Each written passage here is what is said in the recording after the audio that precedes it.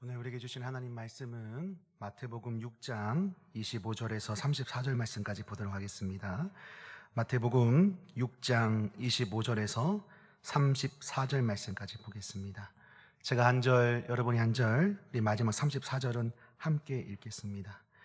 찾으신 줄 알고 제가 먼저 25절 말씀 읽겠습니다. 그러므로 내가 너희에게 이르노니 목숨을 위하여 무엇을 먹을까, 무엇을 마실까, 몸을 위하여 무엇을 입을까 염려하지 말라. 목숨이 음식보다 중하지 아니하며 몸이 의복보다 중하지 아니하냐.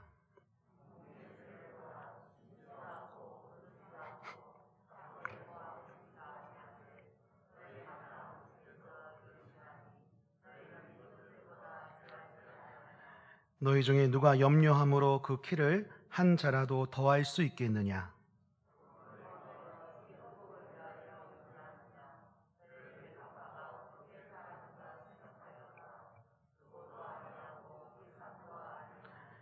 그러나 내가 너희에게 말하노니 솔로몬의 모든 영광으로도 입은 것이 이 꽃 하나만 갖지 못하였느니라.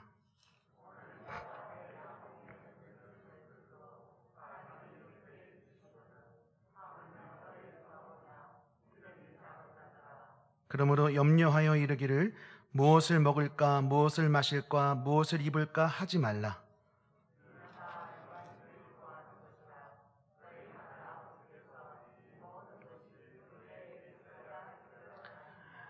그런즉 너희는 먼저 그의 나라와 그의 의를 구하라.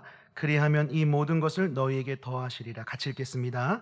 그러므로 내일 일을 위하여 염려하지 말라. 내일 일은 내일이 염려할 것이요 한날의 괴로움은 그날로 족하니라. 아멘. 제가 올라와서 많이 당황하셨죠. 서 있는 저도 많이 당혹스럽습니다. 이 목사님 기도 주간이셔서 제가 대신 올라오게 되었습니다. 목사님 많이 기도해 주시면 감사하겠습니다. 여러분 많이 힘드시죠? 마스크를 써서 정확한 얼굴은 못 뵈지만 이 눈은 우리가 서로 마주칠 수 있잖아요. 요즘에 제가 이렇게 성도님들 뵐 때 눈이 많이 슬픈 성도님들을 종종 뵙습니다. 참 많이 힘든 시절을 그리고 또 힘든 시간을 우리는 보내고 있는 것 같습니다. 이 코로나 시대를 겪으면서 우리의 마음 그리고 생각 그리고 감정 속에 이 염려라는 단어가 떠나지 않고 계속해서 우리 주변을 맴도는 것 같습니다. 우리 가운데 이 현실 가운데 이 가장 큰 염려가 있다면 아마도 이 경제에 대한 염려일 것 같습니다. 의식주라고 하죠. 의식주.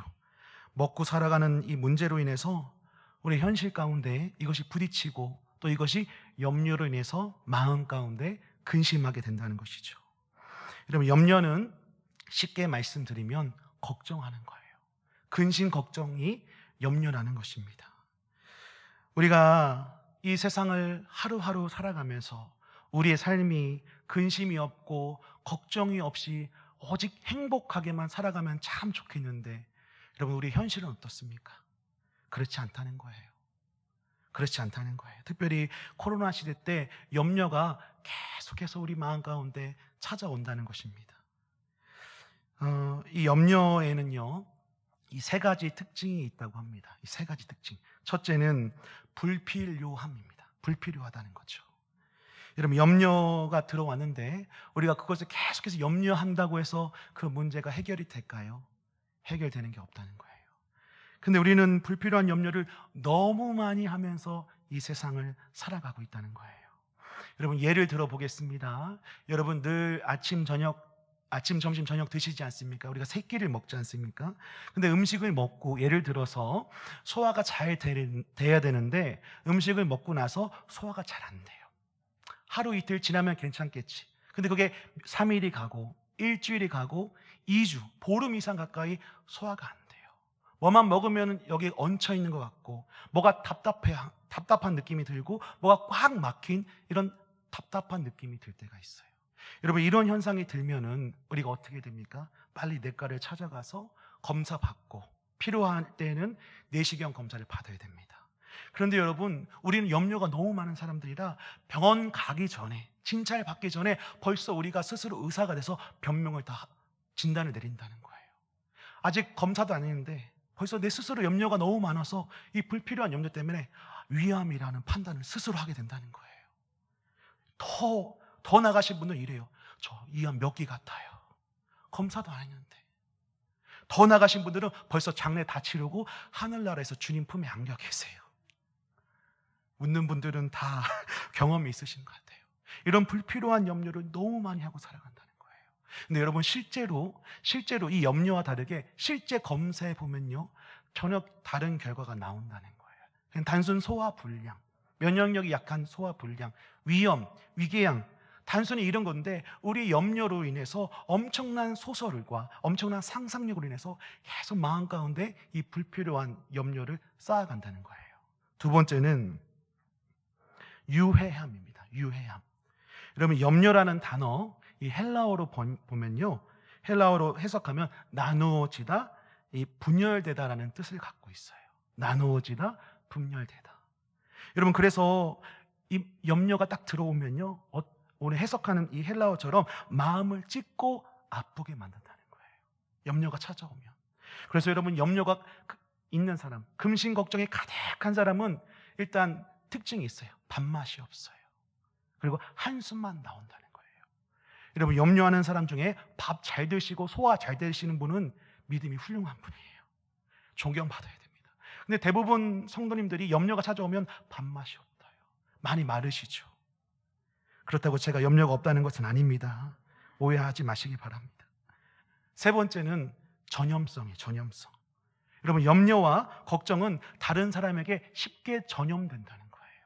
여러분 걱정 많은 사람, 수심이 깊은 사람 옆에 가면요, 건강한 사람도 기분 좋은 사람도 오염이 돼서요 같이 우울해지고 슬퍼진다는 거예요. 이런 전염성이 있다는 거예요. 오늘 본문 말씀에 예수님께서 이렇게 염려하며 살아가는 우리에게 향해서 한 말씀 딱 던지십니다. 뭐라고 하시냐? 염려하지 말라라고 가르치십니다. 염려하지 마라. 오늘 저와 여러분이 함께 25절부터 34절까지 말씀을 읽었습니다. 그런데 여러분 이 25절에서 34절 말씀까지 읽는데 이 본문 가운데 예수님께서 3번 같은 단어로 반복하시는 말씀이 소개돼요. 혹시 발견하시는지 모르겠는데요, 3번 같은 말씀으로 시작하시는 말씀 구절이 있어요. 여러분 성경시 한번 보시겠습니까? 25절, 31절, 34절입니다. 25절, 31절, 34절 말씀이에요. 여러분 처음에 주님께서 시작하시는 단어의 말씀이 무엇으로 보이십니까? 예? 뭐로 보이십니까? 그러므로. 보이시죠? 그러므로라고 시작하고 있습니다. 여러분 이 예수님께서 이 말씀하신 그러므로 이 의미는 이렇습니다. 이거 보세요. 앞에서 제기한 이 문제들에 대한 대답을 줄 때 사용하는 표현이 그러므로예요. 여러분 이해되십니까? 다시 한번 말씀드릴게요. 앞에서 제기한 이 문제들에 대한 대답, 해답을 줄 때 사용하는 이 표현이 그러므로라는 거예요. 그러니까 예수님께서 이 그러므로 단어를 사용하신 것은요, 이미 우리가 가지고 있는 염려를 이미 알고 계신 상태에서 가르치시는 내용이라는 거예요. 이해가 되십니까? 이미 우리 염려를 다 아시고 계신 상태에서 우리한테 염려하지 말라는 거예요. 그렇게 가르쳐 주시는 내용이라는 거예요. 여러분 이 예수님의 말씀을 조금 더 쉽게 우리 말로 더 표현하면 이렇습니다. 내가 너희의 걱정, 근심, 너가 가지고 있는 염려 다 안다. 그러므로 염려하지 마라. 그러므로 걱정하지 마라. 이 말씀인 거예요. 여러분 얼마나 위로가 되는 말씀입니까? 위로 되시나요? 여러분 저는 위로가 너무 많이 됐습니다. 우리 주님이 내 모든 염려를 다 아시고 모든 것을 다 아시고 염려하지 말라 말씀하세요. 여러분 이 말씀만 가지고 살면은 정말 세상 걱정 근심 없을 것 같아요. 요 예수님 말씀만 딱 붙잡고 세상을 살아가면은 아무 걱정 근심 없을 것 같아요. 근데 여러분 우리의 현실을 보십시오. 교회 문 밖에 딱 나고 내일부터 하루하루 세상 가운데 살아갈 때 여러분 그런 게 없어집니까? 염려가 없어질까요? 아니에요. 그렇지 않다는 거예요. 근심하고 이 염려하는 상황들을 수없이 경험하며 수없이 겪으며 우리는 이 세상을 살아간다는 거예요. 여러분, 중고등부 제가 가르치고 있어요. 어떤 분은 제가 하도 안 보이니까 어디 갔다 왔냐고 해요. 어디 훈련 받고 왔냐고. 그래서 아니라고 하면 민망한가 봐. 예, 어디 교육 받고 왔습니다 했어요. 여러분, 중고등부 아이들 가장 많이 갖고 있는 염려가 뭔지 아십니까? 중고등부 아이들이 가장 많이 걱정하는 게 뭔지 아세요? 학업과 진로예요. 상담하면 공통되게 말하는 게 이 염려에 대한 게 뭐냐? 진로와 학업이라는 거예요. 어떤 아이가 저한테 카톡을 보냈어요. 카카오톡. 그런 말을 해요. 저녁 늦게 연락이 왔어요. 목사님, 숨을 쉴 수가 없어요. 숨 막혀 죽을 것 같아요. 왜요? 진로에 대한 이 스트레스가 너무해서 말하지 않으면 이 가슴이 터질 것 같아서 그런 카톡을 보내옵니다. 여러분, 청년들은 어떻습니까?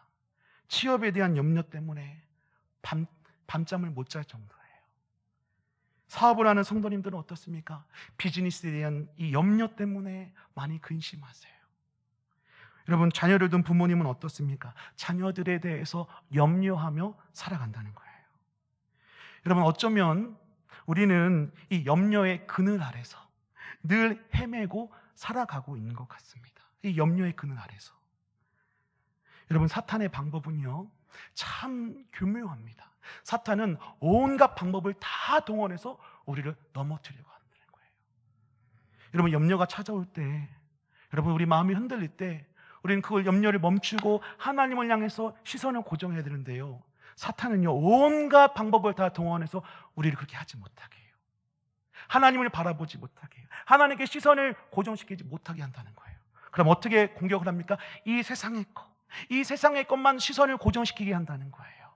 그래서 하나님으로부터 점점 멀어지게 합니다. 우리의 믿음을 점점 멀어지게 합니다. 하나님으로부터 떨어뜨리기 위해서 믿음의 대열에서 하나님 더 이상 믿지 않도록 사단은 이렇게 우리를 공격한다는 거예요. 여러분, 예수님께서 이거 모르셨을까요? 예수님은 다 알고 계시잖아요. 우리 사정을 다 알고 계시잖아요. 우리 연약함을 다 알고 계시다는 거예요. 그래서 오늘 예수님께서 3번이나 강조하시면서 저와 여러분에게 뭐라고 말씀하십니까? 염려하지 말라고 말씀하세요.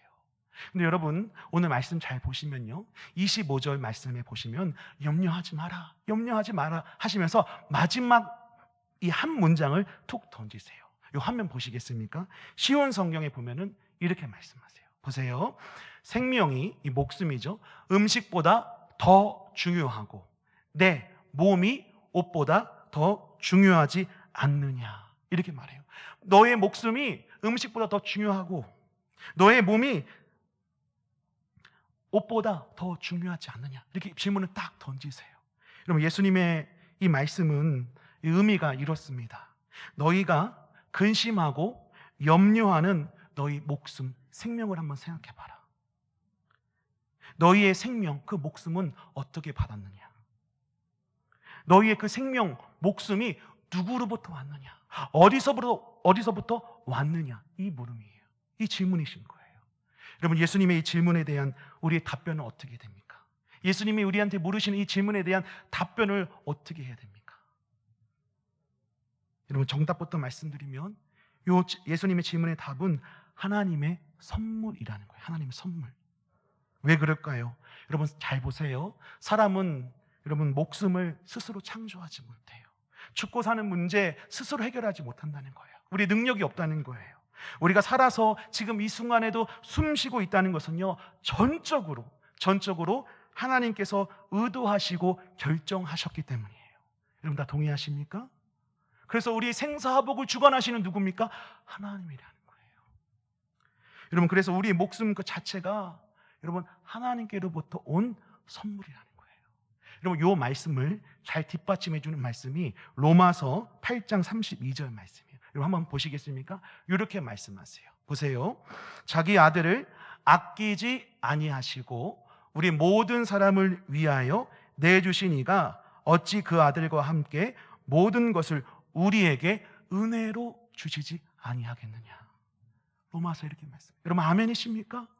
우리에게 생명까지 주신 그 하나님이 우리 필요를 아시고 생명을 유지할 수 있도록 공급해 주신다는 거예요. 여러분, 이 말씀에 다 아멘 하십니까? 여러분, 예수님께서 오늘 말씀 잘 보십시오. 저와 여러분의 이 존재와 가치가 얼마나 소중하고 귀한지 비유를 통해서 설명해 주세요. 여러분 보세요. 두 가지 말씀 구절을 보겠는데요. 우리 현대인의 성경으로 제가 적어왔는데요. 26절 말씀이에요. 보십시오. 제가 읽어드리겠습니다. 26절부터 읽겠습니다. 공중의 새를 보아라. 새는 씨를 뿌리거나 거두지도 않고 그 곳간에 모아들이지도 않는다. 그러나 하늘에 계시는 너희 아버지께서 새를 기르신다. 너희는 새보다 더 귀하지 않느냐. 여러분 30절 말씀 보십시오. 또 이렇게 말씀하시죠. 믿음이 적은 사람들아, 하나님께서는 오늘 있다가 내일 아궁이에 던져질 것도 이렇게 입혀주시는데 하물며 너희야 더 잘 입혀주시지 않겠느냐. 예수님의 이 비유의 말씀 무슨 의미가 있을까요? 예수님 왜 오늘 이 말씀의 비유를 통해서 우리한테 무엇을 가르쳐 주시기 위함일까요? 여러분, 예수님의 비유는 이렇습니다. 여러분, 하나님께서요 말씀으로 이 세상, 온 세상을 만드셨어요. 아멘이시죠? 창세기 하나님 말씀으로 이 세상을 지으셨어요. 그리고 특별히 하나님의 형상대로 우리 인간을 창조하셨어요. 그런데 여러분, 하나님은요 창조하시고 끝이 아닌 거예요. 창조하시고 나 몰라라 이게 아니에요.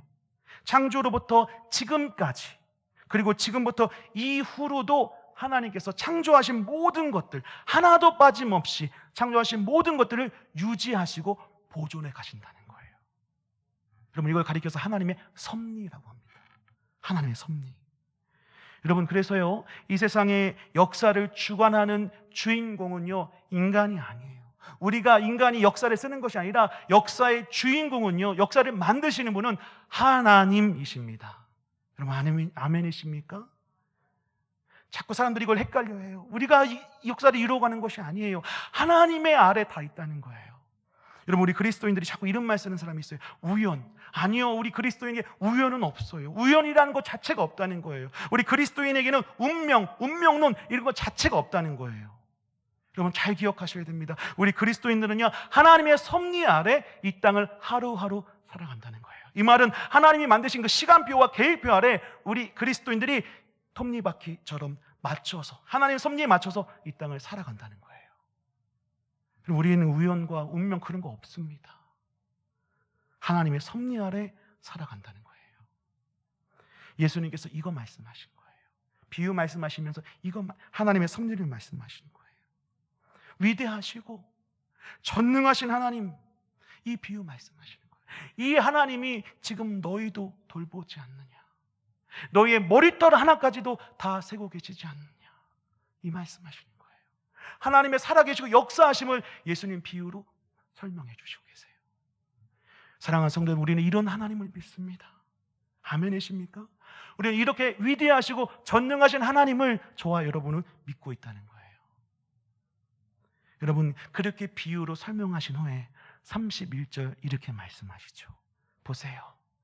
앞에서 전제를 다 설명하시고 나서 그러므로, 보이십니까? 그러므로 염려하여 이르기를 무엇을 먹을까, 무엇을 마실까, 무엇을 입을까 하지 말라. 여러분, 예수님 비유가 이렇게 위대한 거예요. 그러면서 예수님이 아주 중요한 말씀을 32절에 설명하십니다. 여러분, 32절에 이거 보세요. 화면 보십시오. 이는 다 이방인들이 구하는 것이라. 여러분, 이방인들은 어떤 사람을 말합니까? 하나님을 믿지 않는 사람들, 하나님을 모르는 사람들을 가리켜서 예수님이 이방인들이라고 하는 거예요. 여러분, 하나님을 모르고 믿지 않는 사람들은요 눈에 보이는 것만 집착합니다. 그저 눈에 보이는 것만 집착하며 그거에 얽매여서 살아간다는 것을 예수님이 말씀해 주시는 거예요. 여러분, 눈에 보이는 거, 그거에 얽매이는 거, 그거 집착하는 거 무엇이 있을까요? 믿지 않는 사람들이 집착하는 게 무엇이 있겠습니까? 돈이에요. 물질이에요. 명예예요. 그렇게 자리에서 내려오고 싶지 않은 권력이라는 거예요. 여러분, 이 말씀 오해하지 말고 잘 들으셔야 돼요. 여러분, 이 말씀은요 우리가 돈이 필요 없다는 얘기가 아니에요. 이 말씀 오해하시면 안 됩니다. 예수님의 이 가르치심은요 무소유를 말씀하시는 건 아니에요. 내 안에 있는 거 다 비우라는 말씀이 아니에요. 우리 그리스도인들도 이 땅에 살아가면서 물질 필요해요. 돈 필요하다는 거예요. 직장 필요하다는 거예요. 집 필요하다는 거예요. 차 필요하다는 거예요. 그런데 여러분, 예수님이 말씀하신 이 의미가 무엇일까요? 여러분, 이러한 필요들이, 우리가 살아가는 이러한 필요들이요, 우리 인생의 최고의 목적이 아니라는 거예요. 우리가 추구해야 될 최고의 목적이 아니라 부차적인 목적. 쉽게 말하면 여러분, 주된 가장 중요한 것이 아니라 그것에 곁달린 거라는 거예요. 우리의 필요가요. 여러분, 하나님을 모르는 사람들은요, 하나님의 영광이 아니에요. 하나님 영광을 살지 않아요. 어떻게 삽니까? 내 욕심과 만족을 위해서 이 땅을 살아간다는 거예요. 그래서 여러분, 믿지 않는 사람들은 염려가 뭡니까? 물질이 있음에도 불구하고 물질이 부족할 것 같은 이 염려, 돈이 떨어질 것 같은 이 염려, 내 명예가 실추될 것 같은 이 염려, 세상에서 낙오될 것 같은 이 염려 때문에 이 하루하루를 마음 졸이며 살아간다는 거예요. 제가 중고등부 아이들 개인적으로 신방을 합니다. 맛있는 이렇게 음식 사줘요. 근데 아이들 먹는 게 다 똑같습니다. 분식, 짜장면, 피자, 햄버거, 이거 사줍니다. 맛있죠? 얼마나 맛있습니까? 맛있으면서 제가 질문을 던집니다. 아이들한테 똑같이 신방할 때마다 다 물어봅니다. 한 중간 정도 먹으면 이렇게 물어봐요. 그래, 네가 가고 싶은 대학이나 또 전공하고 싶은 과목이 뭐니? 다 대답합니다. 자기들이 생각이 있기 때문에 아주 잘 대답합니다. 하나 또 물어봐요. 대학교 졸업 후에 어떤 직업을 갖고 싶니? 모든 아이들이 다 잘 대답합니다. 왜냐하면 자기가 꿈이 있기 때문에. 거기서 끝나지 않고 한 번 더 질문합니다. 이렇게 질문해요. 희망하는 이 너의 직업을 통해서 이루고 싶은 내 인생의 목적이 무엇이니? 너의 직업을 통해서 추구하고 싶은 가장 큰 목적이 무엇이니? 여러분, 이 질문에 아이들이 거의 90% 이상이 이렇게 대답했어요. 예, 목사님, 공부 열심히 해서요, 좋은 직업 가져서요, 돈 많이 벌어서, 정말 돈 있는 대로 많이 벌어서 잘 먹고 잘 살고 행복한 노후를 꿈꾸기 위해서 공부합니다. 여러분, 어떤 아이는요, 꿈이 뭐냐니까 건물주래요. 건물주 아세요? 건물 만들어서 임대해주는 사업이요. 저한테 그래, 목사님, 건물주 되면 인생 대박 로또 맞는 거예요. 평생 일 안 하고 그걸로 먹고 산다는 거예요. 중학생 아이가 이렇게 얘기를 해요. 여러분, 얼핏 들으면 맞는 것 같아요. 얼핏 들으면 오, 그래, 훌륭한 꿈을 갖고 있구나. 그런데 여러분, 오늘 말씀에 빗대어서 묵상하는데요, 우리 아이들이 말하는 인생의 목적, 여러분, 표현만 다를 뿐이지, 여러분, 예수님이 말씀하시는 이 이방인들, 믿지 않는 자들과 궁극적인 목적이 같다는 거예요. 믿지 않는 자들, 하나님을 모르는 자들과 우리 아이들이 말하는 이 목적이, 인생의 가장 큰 목적이 같다는 거예요. 하나님을 위해 살아가는 것이 아니라 내 행복을 위해서 인생을 살아가고 공부한다는 거예요. 사랑하는 성도 여러분, 이러한 아이들의 답변에, 이러한 결과에 우리는 어떻게 대답을 해줘야 됩니까? 이러한 결과값에 우리는 뭐라고 조언을 해줘야 됩니까? 돌아오는 신방 가운데 웃으면서 잘가, 힘내 하면서 늘 씁쓸했어요. 하나님 앞에 너무 죄송했어요. 애들이 잘못이 아니라 가르치지 않는 제 잘못 같아서 너무나 마음이 아팠습니다. 할 수 있다. 내 안에 잠든 거인을 깨워라. 긍정의 힘을 믿어. 이런 인본주의적인 대답 말고요. 이런 인본주의적인 사고 말고요. 성경적인 대안이 무엇이냐는 거예요. 고민한 끝에 소요리 문답을 개인적으로 공부하게 되었어요. 가르쳐야겠다. 아이들은 잘못이 없는 거예요. 가르치지 않는 목사가 잘못인 거예요. 회개하는 마음으로 공부했습니다. 그래서 지난달부터 우리 중고등부 가운데 한 달에 한 번 또는 많게는 2번씩 교리 예배를 드리기 시작했어요. 여러분, 소요리 문답 1문 첫 번째 질문이 뭔지 아십니까? 이렇게 나와요. 화면 보시겠습니까? 보세요. 1문 첫 번째 질문, 인간의 최고의 목적은 무엇입니까? 여러분, 이거 쉽게 말해서 이런 표현이에요. 인생을 왜 사십니까? 왜 사세요? 좀 웃기지만 이 표현이에요. 왜 살아가십니까? 당신은 이 땅을 왜 사십니까? 이 질문이에요. 여러분, 여기에 대해서 답 보지 마시고 어떻게 대답하실 수 있겠습니까? 제대로 대답하시지 못한다는 거예요. 여러분, 거기에 대해서 소요리 문답 1답은 이렇게 말합니다. 보세요. 인간의 최고 목적은 하나님을 영화롭게 하고 영원토록 하나님을 즐거워하는 것입니다. 여러분, 우리 그리스도인들이 살아가는 최고의 목적이 이거라는 거예요. 하나님을 영화롭게 하는 게 뭡니까? 하나님께 영광 돌리는 삶이 우리 그리스도인들의 최고 목적이라는 거예요. 여러분, 아멘이십니까?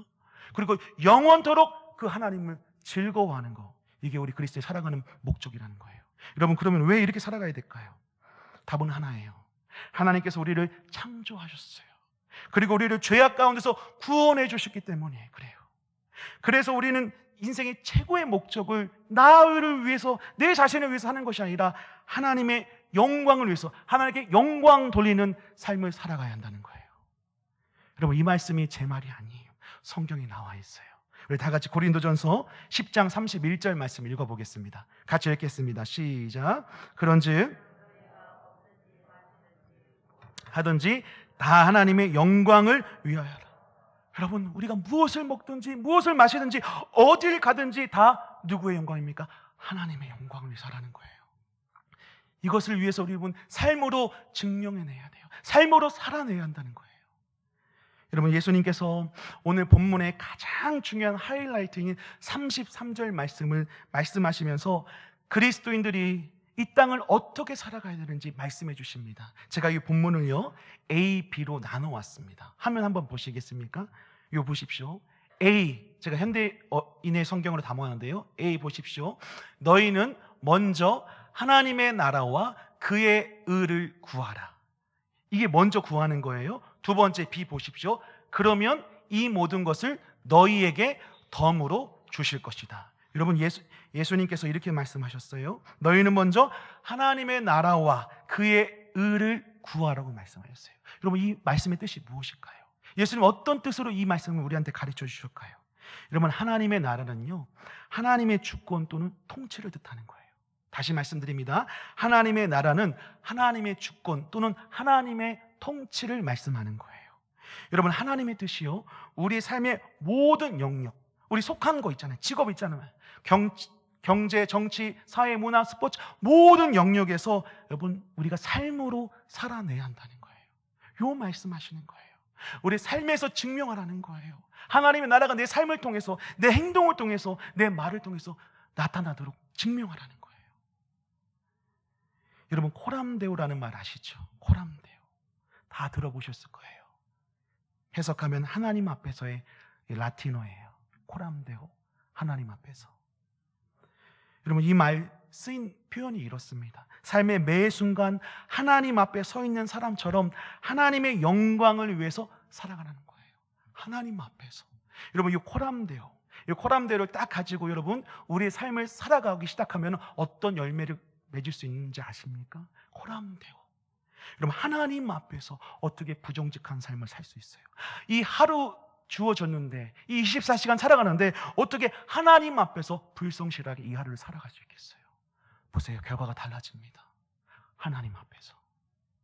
하나님 앞에 살아가는데 어떻게 다른 사람들한테 여러분 거짓말하고, 하나님 앞에서 살아가는데 어떻게 다른 사람을 속일 수 있겠습니까?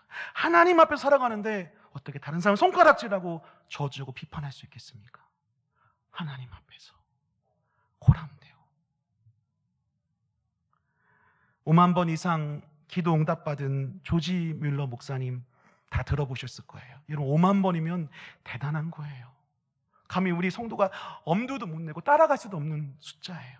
이 5만 번 이상 기도 응답받으신 조지 뮬러 목사님 책이 시중에 많이 있습니다. 그런데 그 책 중에 하나가 기도가 전부 응답된 사람이라는 책이 있어요.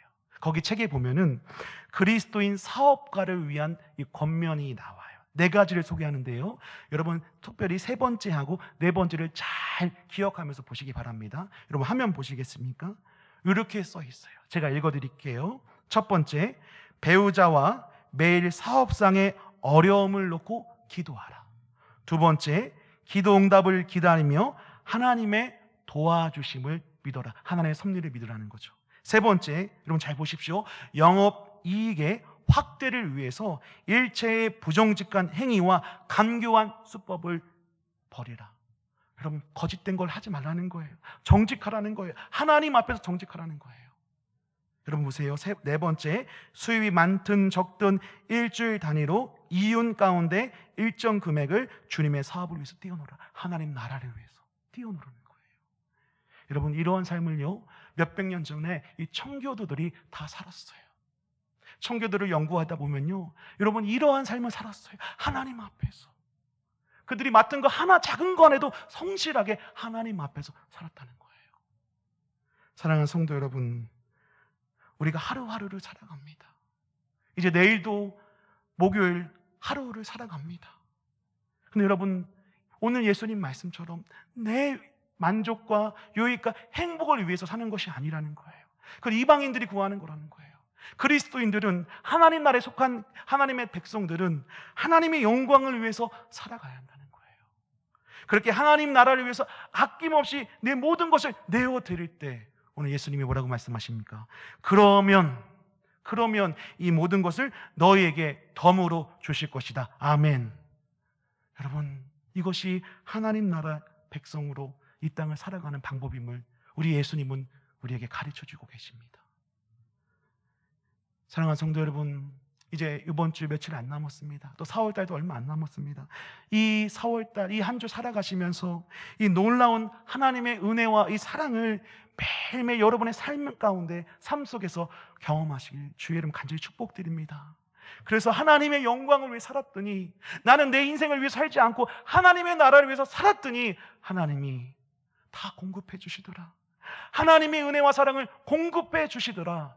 이렇게 간증하시는 여러분의 삶 되시기를 주의 이름으로 축복합니다.